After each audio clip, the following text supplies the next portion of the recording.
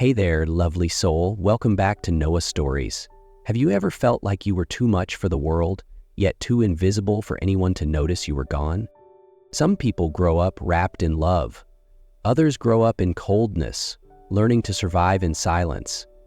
Today's story is about a girl like that, Clara, abandoned from the moment she was born, and a man named Samuel, who lived quietly on the edge of a small American town, carrying old wounds and a secret no one knew. They didn't come together through grand declarations, but through quiet moments of kindness. And in that stillness, something unexpected began to bloom, when two broken souls found each other in the most honest way possible. That winter night, the town of Willow Ridge was strangely still. Snow drifted gently over the roofs of small wooden houses, and the wind whispered through the old pines like it was telling secrets to the dark. In a run-down cabin on the town's edge, a faint cry broke the silence, a fragile sound from a newborn entering the world. The mother, a stranger to the town, had died during childbirth. No one knew her name. No one knew the father. Mrs. Whitmore, the town's midwife, stood quietly by the bed. Her hands trembled as she wrapped the baby in a thin cloth. She had delivered many children, but none had weighed this heavy on her heart. She could have called the authorities. They'd find the child a place somewhere. But when she looked into the baby's damp eyes, she sighed deeply. It wasn't love. It wasn't some longing to mother again. It was simply that she couldn't walk away. And so she brought the baby home, gave her the name Clara. No one asked questions. No one offered congratulations. It was a quiet decision, tucked behind an old wooden door. She had no idea that this tiny life would one day reshape the fate she thought was already set. Clara grew up in Mrs. Whitmore's small home, a place with weathered brown shingles and foggy window panes sealed tight each winter. From her earliest memories, Clara knew this was not her home. Mrs. Whitmore already had a daughter, Rose, a few years older than Clara. Rose wore puff-sleeved floral dresses, ate warm pastries every morning, and received a kiss on the forehead each night before bed. Clara was different. She wore Rose's hand-me-downs, walked barefoot across cold wooden floors to do chores, and ate last when the meal had gone lukewarm. Mrs. Whitmore never hit Clara, nor did she raise her voice, but it was the silence that made Clara feel like a stranger. Each look, each nod carried a chill. Though unloved, Clara grew into a gentle, quietly beautiful girl. Her soft brown hair flowed like autumn wind, and her eyes held a depth that drew people in. Not loudly, not forcefully, but gradually, the townsfolk began to notice her. Rose noticed first. The boys who once hovered around her now turned their heads when Clara passed. Even David, the boy Rose secretly admired, couldn't hide the way he looked at Clara. Jealousy began to curl in Rose's chest, like a quiet fire, slow and smoldering. Each compliment Clara received made Rose smile stiffly, fingers curling under the table. As for Clara, she didn't understand what was changing. She had never tried to be seen. All she ever wanted was peace in a place she could call home. But in that house, with its wooden walls, cold bread, and invisible stairs, Clara had never truly belonged. One early autumn night, cold wind slipped through the cracks of the old wooden house, making the floorboards creak. Clara was tidying the backyard when she heard whispers from the still-lit kitchen. She froze. It was Rose's voice, sharp and bitter. "I don't understand why you keep her. She's not family. Doesn't even look like us. It's like keeping a shadow no one wants around." Silence. Then came Mrs. Whitmore's voice, low, tired. Not angry. "I know. I should have given her to someone else. I only brought her home out of guilt for her mother. It was never about love." Clara stood outside, frozen, her fingers clutching a cold, wet cloth. Everything shattered in a single moment. She wasn't surprised. Deep down, she had always known. But hearing it out loud felt like someone had taken the last piece of her heart and quietly thrown it away. She stepped back, unsteady on her feet. The kitchen light glowed behind her, but to Clara, the darkness felt more honest. That night, there were no more illusions, no more pretending, no more hope. From that moment on, Clara was no longer a daughter in the Whitmore home. She was just someone passing through, a shadow waiting to be cast out. The next morning, the sky was ash gray, and the wind howled through the pines on the town's edge. Mrs. Whitmore called Clara to the porch. No gentle gaze, no embrace, just a cold, clipped sentence. "You're getting married tomorrow." Clara stared at her, stunned. "To who?" "Samuel, that man who lives near the forest's edge," he agreed. Clara froze. Samuel? The man everyone in town called the mute weirdo. No one spoke to him. No one truly knew him. Rumors said he was poor, odd, and useless, but he agreed. Why? "Please, don't do this," Clara whispered, eyes already brimming. "Don't call me mother," Mrs. Whitmore snapped. "I was never your mother. Tomorrow, you'll leave this house, for good." From the doorway, Rose stood with arms folded, a faint smile on her lips, as if she'd finally wiped away the last stain from her perfect life. No wedding, no blessings, no white dress, no one to see her off. Clara had nothing but a cloth bag holding a few worn clothes. She left the only home she'd ever known, married off like something no one wanted to keep. She didn't know what waited at the end of the road, but deep down, Clara understood. This wasn't the end, just a cruel detour written by fate. Samuel's house sat at the end of a narrow dirt path, where the wind slipped through thinning pine trees and leaves carpeted the forest floor. The old wooden cabin stood still, as if it too was guarding a secret. Clara stood at the porch, her cloth bag weighing heavily on her shoulder. She didn't expect anything, not a greeting, not a soft look, and that's exactly what she got. Samuel stood there, silent under the porch roof. Tall, lean, with deep eyes, not harsh, not warm, just quiet. He motioned for her to come inside, said nothing. Inside, the house held only what was necessary: a wobbly wooden table, a single bed, an old iron stove, and walls faded with time. The scent of damp wood and leftover ash clung to everything. Clara scanned the space. No signs of joy, no photos, no books. Just silence stretched like a wound left open too long. Samuel pointed to a thin rug laid out in a corner. He tapped it lightly, then turned away and lay on his own creaky bed. No touch, no glance, not a single sound. That first night in her new home, Clara curled on the cold floor. She stared at the wooden ceiling, where lamplight flickered softly. Tears slid down her cheeks, but she made no sound. She wasn't sure why she cried. Was it fear, pain, or was it that, for the first time, no one was forcing her to smile? The next morning, a soft knock woke her. Samuel had returned, carrying a dry loaf of bread and a few wild apples. He placed the food beside her, then sat near the stove in silence. Clara whispered, "What about you?" He shook his head, signaling he had already eaten, but she knew. There was only one portion. He had given it to her. Moments later, just as she brought the bread to her lips, Samuel walked over and gently laid a thin blanket over her shoulders, then turned away again, expecting nothing in return. In the days that followed, Clara began to understand. Samuel's silence wasn't the same as the coldness she'd known. There was something in it, kindness. Not loud, not poetic, but enough to make her feel not entirely invisible anymore. The days that followed passed in a strangely comforting silence.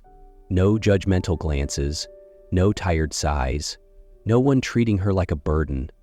Clara and Samuel moved around each other like quiet shadows beneath the same roof, never crossing lines, yet slowly learning to exist together. Samuel worked from dawn. He chopped wood outside, patched the leaking roof, hauled water from the nearby stream. Clara cleaned, cooked, mended old curtains. They didn't speak. Occasionally, they exchanged a simple nod, a silent thank you that didn't need words. One late afternoon, the rain began to fall. Clara had just returned from the market, arms full of firewood and vegetables. The dirt path had turned to slippery mud. She was just steps from the porch when her foot slipped. She fell hard. Vegetables scattered. Firewood flew. A few nearby neighbors snickered. One muttered, "Samuel's wife? She can't even carry groceries right." Clara said nothing.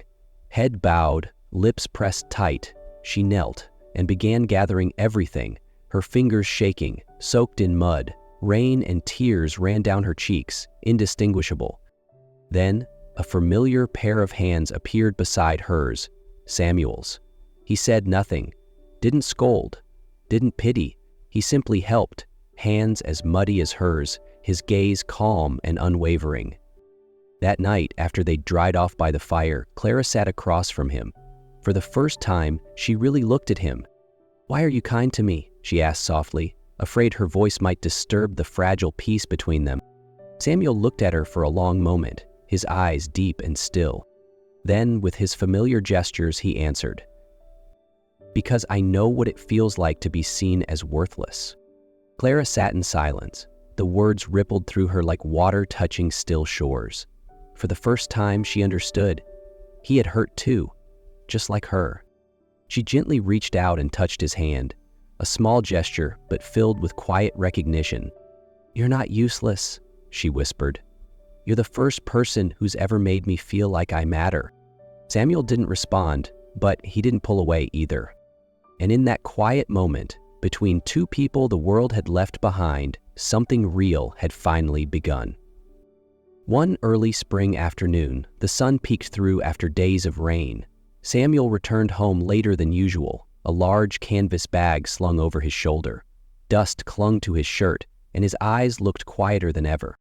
He motioned for Clara to follow, no explanation, no words. They walked along a trail behind the woods, golden grass glowing in the fading light. Clara didn't ask, she simply followed, her heart quietly pounding with curiosity and something unnamed. Eventually, they arrived at a tall, moss-covered iron gate, so grand it felt like an entrance to another world. Samuel pushed it open, and there it was, a mansion, red-roofed, white-walled, with grand windows catching the last rays of sun. Clara froze. "What is this place?" Samuel turned, looked directly at her, and for the first time he spoke. "My home," he said, voice deep and steady, no gestures, no silence. Clara's breath caught. "You? You can speak?" He nodded. "I was never mute. I just wanted to see. If someone could love me without words, without money, without this house." This silence, this time, was not gentle. It was shattering. Clara stared at him, eyes brimming with hurt. "All this time? It was a lie?" she asked, her voice breaking. Samuel didn't answer, but in his eyes there was real regret. Clara turned away. "I need time." For the first time since they met, she walked away, not because she was pushed, but because her heart needed space.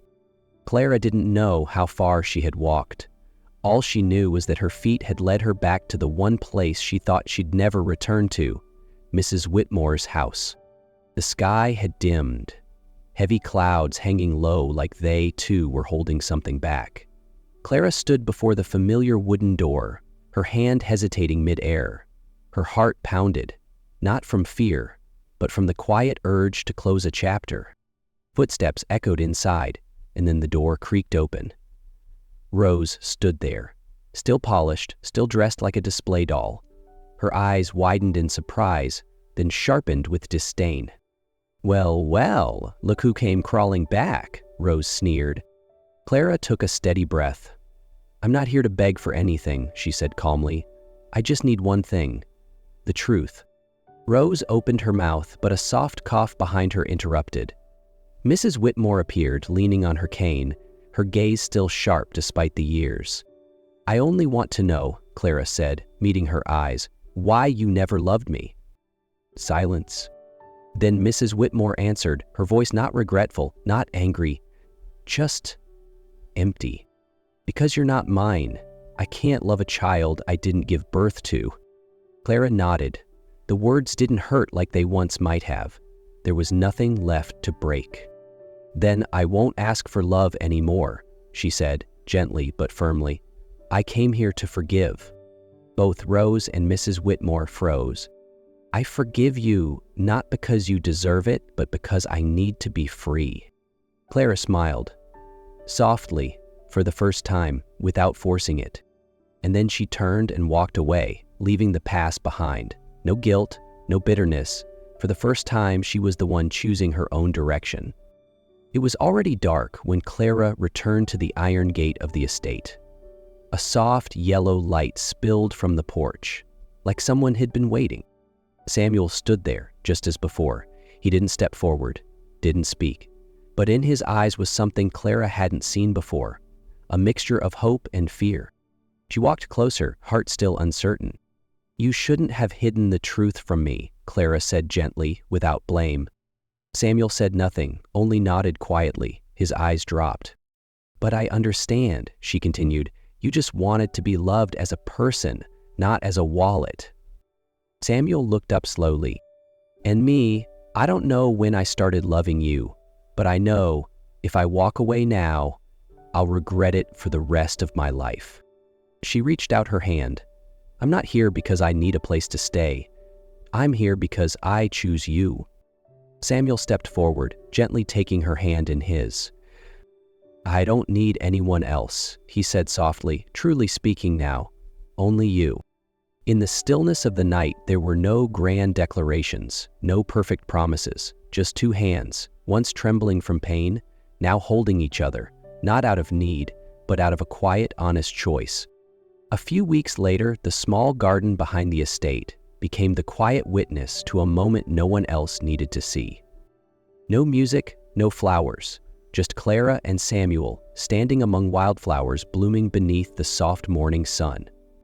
Samuel knelt, not as the man she had once been forced to marry, but as the one she had chosen with her heart. In his hand was a simple silver ring. No diamonds, no sparkle, but the light in his eyes outshone any gem. "Clara," he said, voice warm and true, "the first time we married, no one asked if you wanted to, but today I ask, will you marry me again? This time, for love?" Clara didn't answer right away. She looked into his eyes and saw everything: the silence, the unspoken kindness, the quiet moments that had slowly stitched them together.